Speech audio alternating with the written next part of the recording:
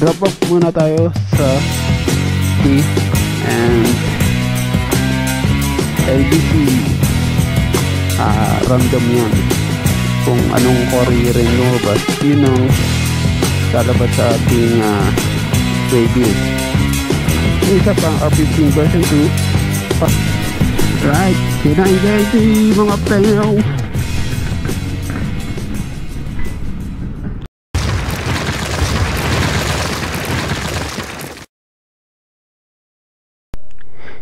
Yo, what's up mga pengaw? Good morning and Sunday ngayon, September, anong ba ngayon? 17. And drop off muna tayo sa JNT and LBC. So ito, ano ito, Lazada, pero yung courier na napili nila ay JNT. Lumabas pala kasi hindi napipili sa Lazada yung courier. Random yan kung anong courier rin lumabas, yun ang lalabas sa ating waybill. And dito sa LBC, cash on pickup yan sa mga branches. So naubusan ako ng form, yun know, may form na isa, doon na natin pipilapan yung form. Pang ano ito, Tepex. Isa pang R15 version 2, parehas na 1549 yung order nila. So ito pang MT15 1452. Alright, tara na. Alright mga pengo, so unahin natin i-deliver or i-drop off yung sa JNT. Kasi dito na ako dumaan sa may barangay Bombongan sa Sitio Butig, tapat ng City Hall ng Morong yung JNT dito. At hanggang dumaan dito may diretso.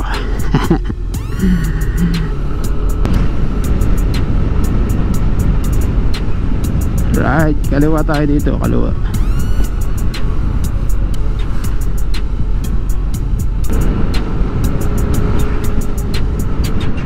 Bar.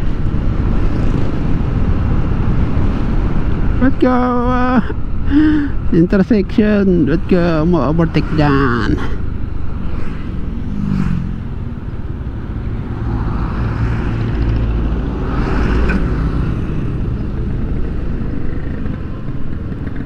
Right, yan ang JNT mga pengaw.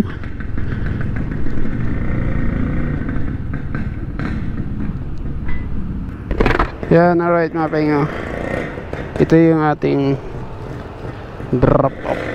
Yan, isa lang. Mamaya sa LBC naman tayo. A few minutes later.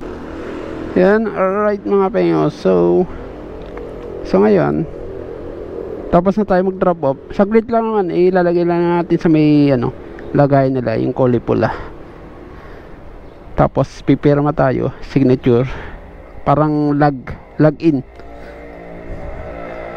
Then sila na bahala na magpadala dun sa ating buyer. So tiga yata, Misamis Oriental or Agusan del Norte yung papadala natin dito sa JNT. Pinadala pala or na-drop off. Ngayon papunta na tayo ng LBC sa Morong, sa may Save More tayo pupunta. LBC Save More.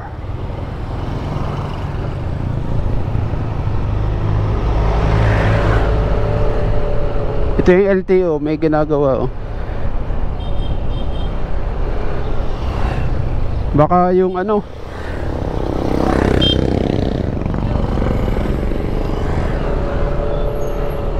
yung parang Sangono, pero iba yun ibang kumpanya kasi yun ba, pinapalawak na office na LTO Morong, kaya merong building na tinatayo.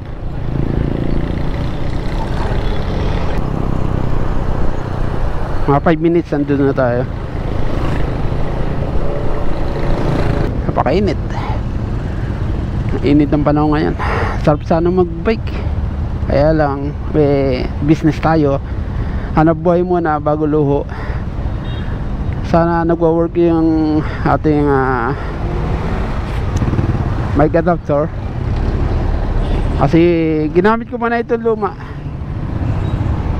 So mamaya natin sabihin pag nagbablog na tayo, no? Alright, so nasa Cebu na tayo.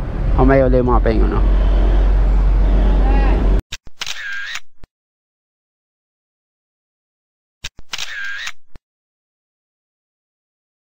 Alright mga pengo, tapos na tayo sa pag drop off dito sa LBC padala. Caution pickup yan ang ginawa natin sa La Union, sa Batangas City. Yun, no? Maligayang Pasko. Yeah, Burmans na at lobat na tayo. So ngayon mga pengo, kaya tayo nag vlog ay para mapakita sa inyo yung ginagawa ko, no?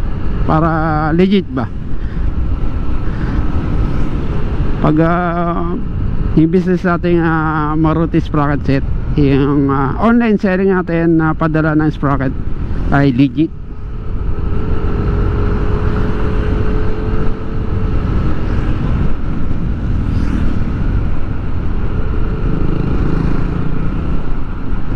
And syempre matesting itong ating mic adapter, yung luma kong mic adapter na natalupan yung connector. Ni-revive ko na naman, no? Kasi napakamahal ng bago nito eh.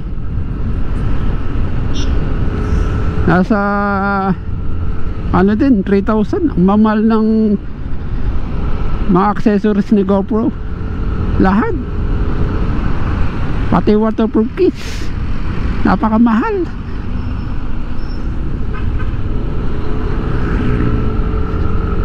So testing ko lang kung gumagana pa. Nung nakaraan meron ako nakitang media mode, i-swap sa mic adapter, kaso lang hindi siya nag-reply. So napapansin nyo ba, favorite kong place to kapag nagbablog, kasi dire-diretso lang eh.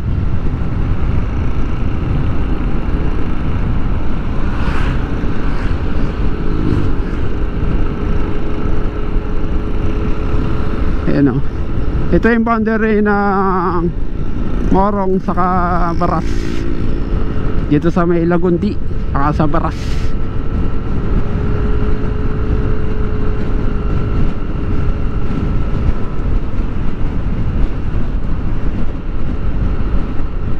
So tetesting ko lang kung gumagana pa. Sayang din kasi, no?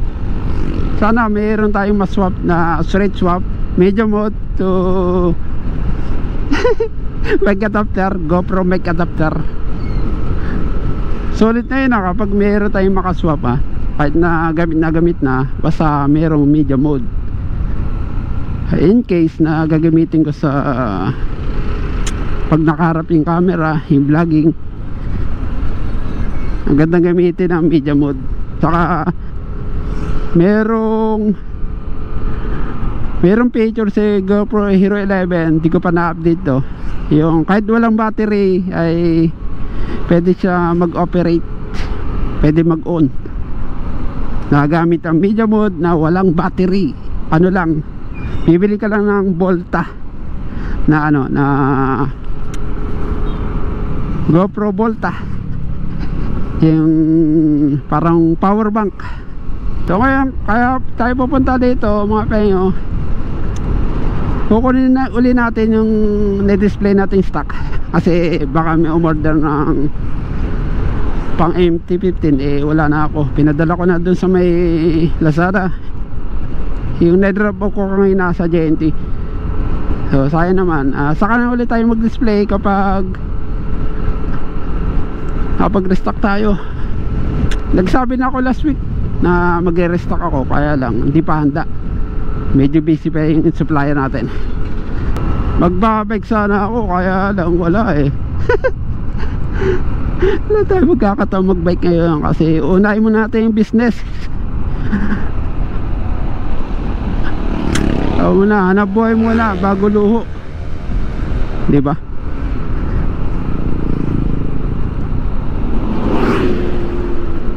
Di ba ano tayo? Nagbenta tayo motor. Saka ko na sasabihin kung bakit ko binenta yung motor ko, ano? Yung R3. Saka isa sa mga reason ko para itong business lumago ba. Hindi na natin pwedeng tigilan yung business natin na online selling ng sprocket set. Nakakamiss na mag 300cc pataas na bike. Motor pala, motor, hindi bike. Yan, tulad niya, no? H2R pa yata yun. Saka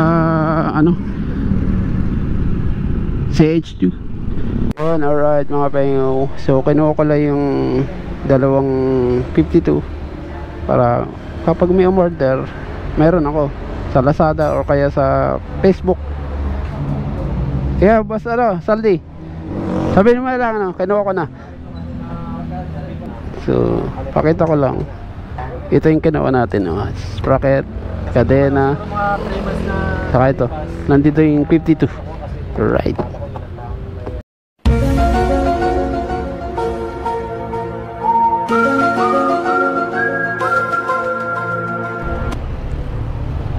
Tara.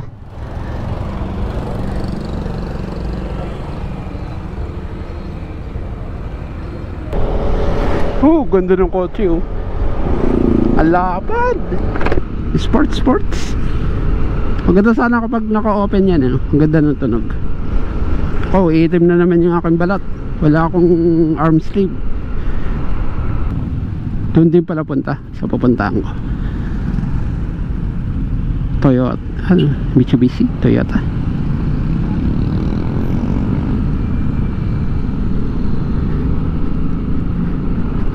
Pero ang ganda.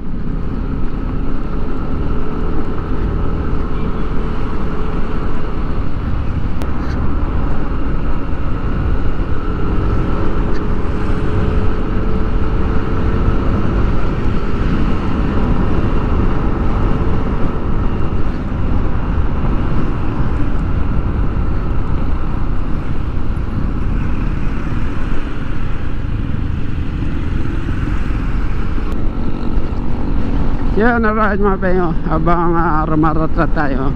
So nakuha na natin yung pakay natin. So dalawang 52T yung meron tayo, no?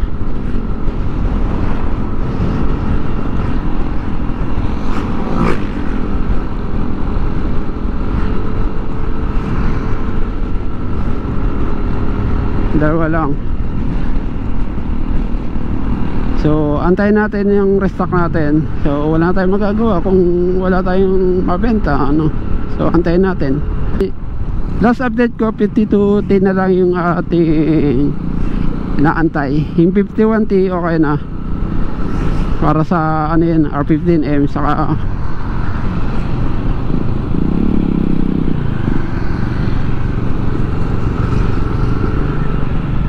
B3. Para sa R15M saka B3 inaantay natin para makuha natin sa supplier natin at makabenta ulit tayo. So kailangan hanap buhay muna bago ang luho. Ganun.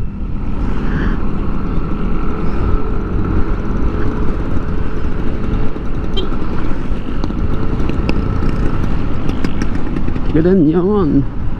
Ay grabe.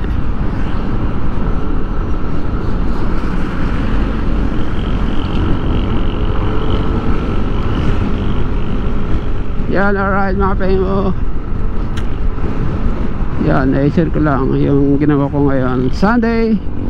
Magbabike sana ako kaso lang wala eh.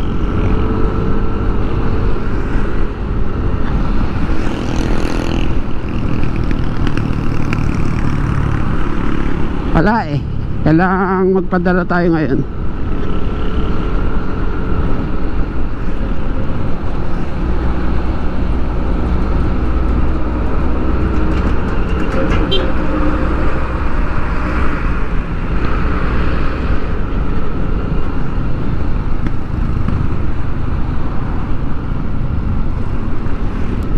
alright mga kayang, hanggang sa muli sa another episode. Stay safe and ride safe always. Bye bye.